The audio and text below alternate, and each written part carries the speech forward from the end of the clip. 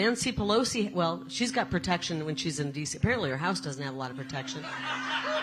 Listen, Speaker Pelosi's husband, they had a break-in last night in their house, and he was assaulted. There's no room for violence anywhere, but we're going to send her back to be with him in California. That's what we're going to go do. That's what we're going to go do.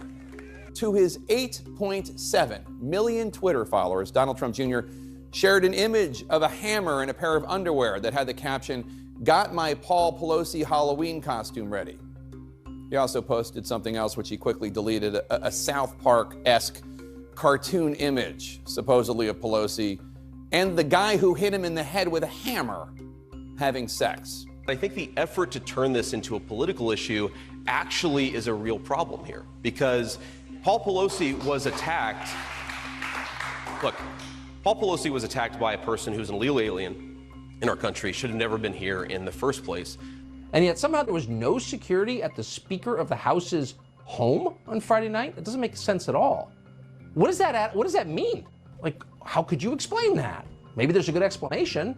I'm not alleging anything.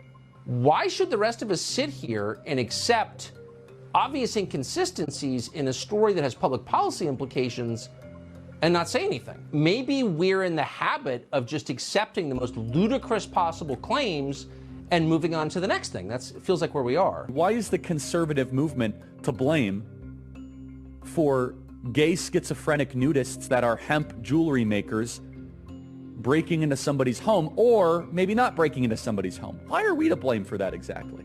If some amazing patriot out there in San Francisco or the Bay Area wants to really be a midterm hero, someone should go and bail this guy out. I bet his bail's like 30 or 40,000 bucks.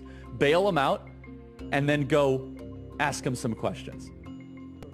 The talk has to stop. That's the problem.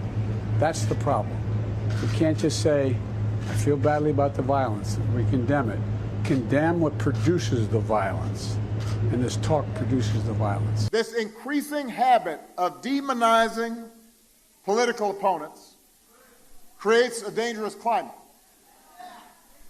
And elected officials who do not explicitly reject or participate in over-the-top rhetoric, if that's what they're doing instead of, if they just ignore or make light of that kind of violence, or if they encourage their supporters to stand outside voting places armed with guns and dressed in tactical gear, if that's the environment that we create, more people are going to get hurt.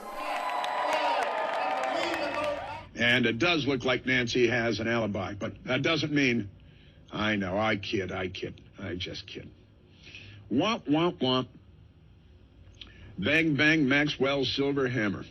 Oh, hey, wait a minute. Maxwell's silver hammer came down upon her head. Bang, bang, Maxwell's silver hammer made sure she was dead. Ba-dum, bum, bum, bum.